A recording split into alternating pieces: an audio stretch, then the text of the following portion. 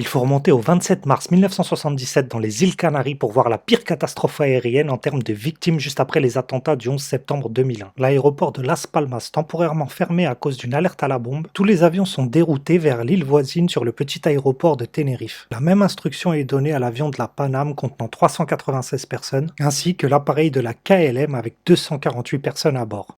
Le Boeing de la Paname en bleu foncé devait sortir à la 3e bretelle mais a snobé lors de la tour de contrôle à cause d'un virage trop serré pour se diriger vers la 4e. Quant au Boeing de la KLM ayant accumulé pas mal de retard, il décide de décoller sans être sûr d'en avoir reçu l'ordre. Un petit aéroport saturé, une piste unique, des nappes de brouillard denses. Le stress de l'équipe de la tour de contrôle peu habituée à un tel trafic et à devoir s'exprimer essentiellement en anglais. Tout cet enchaînement de facteurs provoqua l'accident. Pour le vol de la KLM, seule une guide touristique habitant à Tenerife a choisi de ne pas rembarquer et a indirectement échappé à la catastrophe. Quant au vol de la Paname, 61 personnes sur 396 survivront. Les deux géants de 350 tonnes se percutent à 300 km/h et entraînent la mort de 583 personnes. Nous allons ensuite au Japon, un peu plus récemment le 12 août 1985. Un Boeing 747 de Japan Airlines assurant le vol entre Tokyo et Osaka s'écrase près du mont Osutaka. L'appareil avait été impliqué dans un précédent accident qui avait endommagé sa cloison arrière. De plus, les réparations faites par la compagnie Boeing elle-même avait été incomplète. 12 minutes après son décollage, une explosion se produisit. L'appareil perdit une partie de sa gouverne, causant une dépressurisation de la cabine et une perte des systèmes hydrauliques rendant l'avion incontrôlable. C'est au bout de 30 minutes de perdition que l'avion percuta un col de montagne. Il y aurait pu avoir plus que 4 rescapés parmi les 524 passagers si les secours n'avaient pas mis plus de 12 heures à arriver. Le responsable de la maintenance de Japan Airlines se suicida après cet événement tandis que le président démissionna. Nous sommes le 12 novembre 1996 en Inde, aéroport de New Delhi. Un appareil d'Air Kazakhstan a entamé son atterrissage, tandis qu'un Boeing de la Saudi Arabian Airlines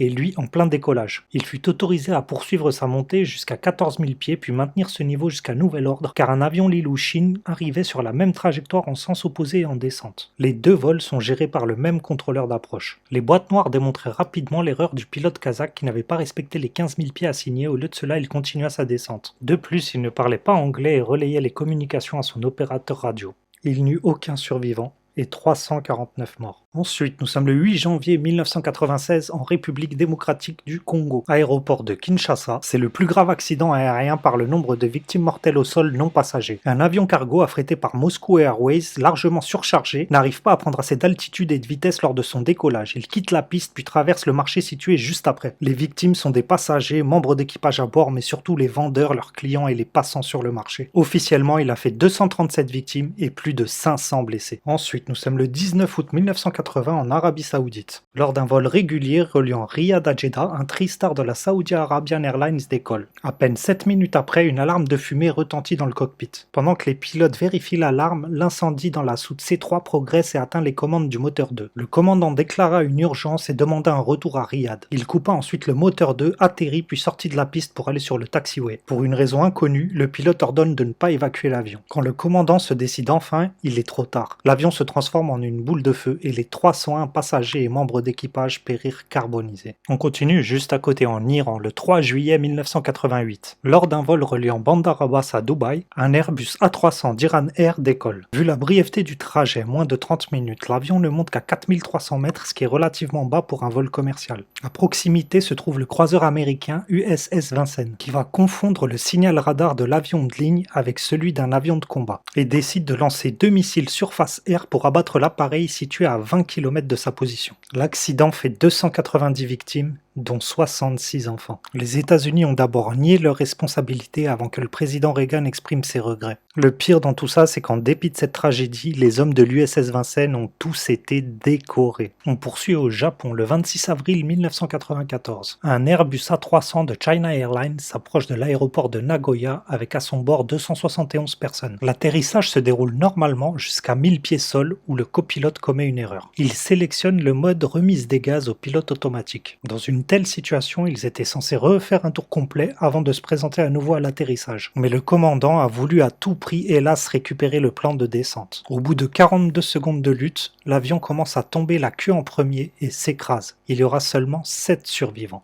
Et enfin au Brésil, le 17 juillet 2007. Aéroport de Congonhas à Sao Paulo. C'est un vol intérieur brésilien venant de Porto Alegre assuré par la TAM. L'Airbus A320 est en phase d'atterrissage. Au toucher de roue, le pilote était censé ramener les deux manettes des deux moteurs en inversion de poussée. Il n'a malheureusement utilisé qu'une manette et a laissé le second moteur pratiquement à pleine puissance. Du coup, l'avion dérape sur la piste, plane au-dessus d'une avenue et finit sa course dans un entrepôt de la TAM. Juste à côté, une station-service qui provoquera un incendie très important avec une température montée jusqu'à 1000 degrés. Le bilan final fait état de 199 victimes, toutes les personnes à bord ainsi que 12 personnes au sol. Et je ne pouvais pas finir sans parler de la mauvaise année 2014 pour la Malaysian Airlines, avec la disparition du vol 370 qui transportait à son bord 239 personnes, et le vol 17 abattu par un missile solaire alors qu'il traversait l'Ukraine, faisant 298 morts. Merci d'avoir regardé et à bientôt pour une vidéo, espérons-le, un peu plus joyeuse.